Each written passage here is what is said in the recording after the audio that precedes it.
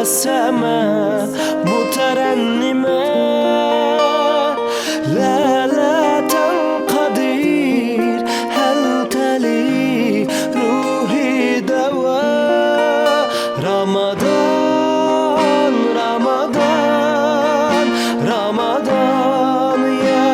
حبيب رمضان رمضان ليتك دوما قريب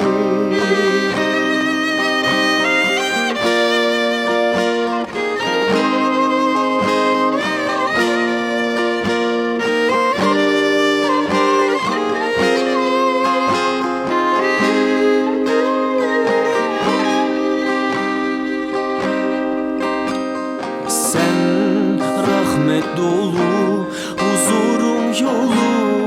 kutlu bir ay Ramazanla geldi Kur'an okundukça kalbe yüceldi